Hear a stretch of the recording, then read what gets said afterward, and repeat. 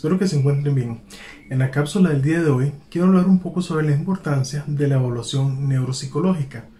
Tenemos que entender que la evaluación neuropsicológica es llevada a cabo por un profesional en psicología que posee una especialidad en neuropsicología. Puede ser desde el ámbito forense o desde el ámbito clínico incluso. Vamos a encontrar que lo más importante acá es asegurarnos que el profesional que vamos a acudir para realizar una evaluación de este tipo tenga las competencias profesionales para hacerlo. ¿Qué quiere decir esto? Bueno, que además de ser especialista en el área de neuropsicología, cuente con las herramientas necesarias. Hablamos que para realizar una evaluación neuropsicológica no basta únicamente con una entrevista, sino que se requieren mecanismos y técnicas especializados. Dentro de estos mecanismos encontramos las pruebas psicométricas que podrían ser, por ejemplo, las escalas de inteligencia de Wechsler, la batería de Barcelona, el Neuropsy, el CABIT, entre muchas otras pruebas que están relacionadas a la parte neuropsicológica como tal. Recordemos entonces que la neuropsicología va a buscar la relación entre funciones del sistema nervioso y el comportamiento y los sentimientos y los pensamientos de nuestros pacientes o clientes. De esta manera, una evaluación neuropsicológica debe incluir estas áreas.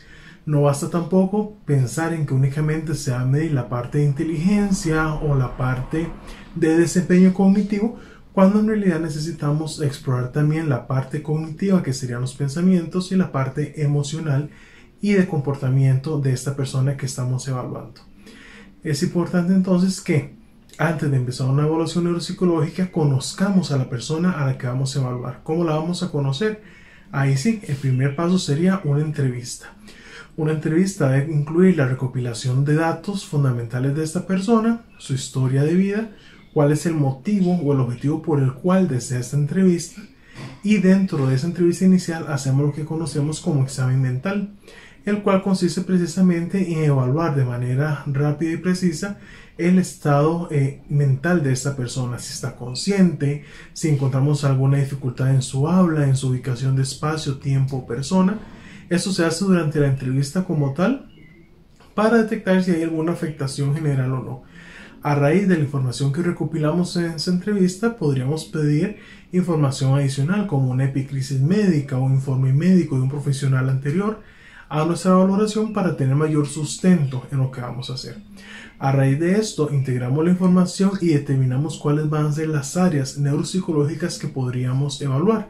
Puede ir desde la inteligencia general, desde la memoria, desde procesos de evocación, procesos de codificación, funciones ejecutivas, atención como tal.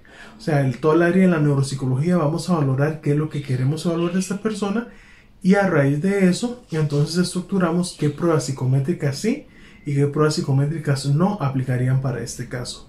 E iniciaríamos con el proceso de aplicación de pruebas psicométricas, las cuales se deben de aplicar con rigurosidad técnica. ¿Qué quiere decir esto? Debemos de conocer los manuales, las limitaciones, la forma de aplicarlo y tener todos los insumos y el material necesario para su aplicación correcta. ¿Por qué? Porque puede ser que yo vaya a aplicar, por ejemplo, una escala Wechsler y cuando me doy cuenta, mira, no tengo los cubos. O voy a aplicar un Neuropsy y cuando me doy cuenta no tengo la libreta de estímulos.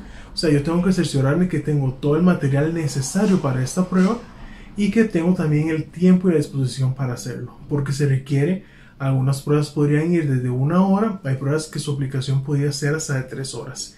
E incluso podríamos desarrollar todo un proceso de evaluación de diversas horas en un mismo día, lo cual requeriría incluso hasta espacios de receso, por decirlo así, a lo largo de la evaluación, pero todo eso debemos registrarlo y adecuarlo según la necesidad del proceso que tenemos y además las limitaciones o recursos que nos da la prueba psicométrica. Por otra parte, tenemos la importancia de comprender que se puede dar en varias sesiones. No es necesario y de hecho no es recomendable pensar que una evaluación neuropsicológica se va a hacer en una sola sesión. Por el contrario, debemos considerar que se realizará en diferentes sesiones para recopilar la información que necesitemos. De esta manera también tener cuidado y precaución de que si aplico una prueba, la idea es que la prueba tal cual se termine de aplicar en una sesión, a no ser que la misma prueba permita que se divida en otras sesiones. pero eso lo debo de verificar con cada una de las pruebas psicométricas. Además de las pruebas psicométricas, otro recurso, como les mencionaba, es la revisión de fuentes colaterales. Acá entra en juego lo que son informes, expedientes, procesos diagnósticos previos incluso. Luego lo que hacemos es integrar la información y no podemos perder de vista nunca la importancia de tener claro cuál era el motivo de dicha evaluación. Por ejemplo, si a mí me piden la evaluación para un proceso de adecuación curricular en un menor de edad, yo debo enfocar las pruebas y el informe final para dar respuesta a esa solicitud de adecuación curricular. ¿Qué quiero decir con esto? Es como que una persona llegue con esta situación de pedirme un informe para una adecuación curricular y yo en el informe termine hablando únicamente de que el niño tiene problemas emocionales. Ok, sí es importante, pero nunca hablé de la parte de adecuación curricular. La idea es que integremos la información tal cual que pueda dar una respuesta a este motivo de consulta inicial y por consiguiente también rescatar cuáles son los puntos fuertes. No podemos entregar nunca un informe solo con áreas débiles o áreas de mejoras, sino que la recomendación técnica es rescate áreas fuertes y luego vayamos a las áreas de mejora y por último las conclusiones y recomendaciones.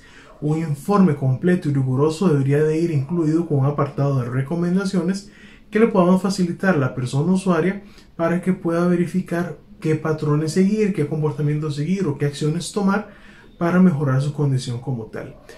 Como les decía, el informe neuropsicológico puede ser del ámbito clínico, meramente para evaluar algún tipo de patología, desde el ámbito forense para darle respuesta a una pregunta legal, como por ejemplo la competencia para el manejo de impulso, la competencia para declarar de una persona acusada, por ejemplo, de la parte laboral para determinar cuáles son sus funciones ejecutivas, qué perfil laboral podría tener, qué desempeño se podría pronosticar con estos resultados.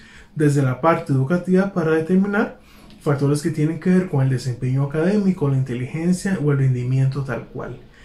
Además, es importante que tengamos claro que el neuropsicólogo no se va a limitar únicamente a hacer pruebas, sino como los decía antes, es importante también la parte de recomendaciones y en esas recomendaciones el profesional en neuropsicología debe abordar también procesos de rehabilitación si se necesita, crear protocolos, crear manuales, crear guías, material que también le facilite a nuestros pacientes o clientes este abordaje. Pero este tema de rehabilitación lo veremos en una cápsula más adelante. Por ahora lo más importante acá es tener claro que la neuropsicología como tal y la evaluación neuropsicológica específicamente es fundamental y es sumamente necesaria en el quehacer de la psicología como ciencia.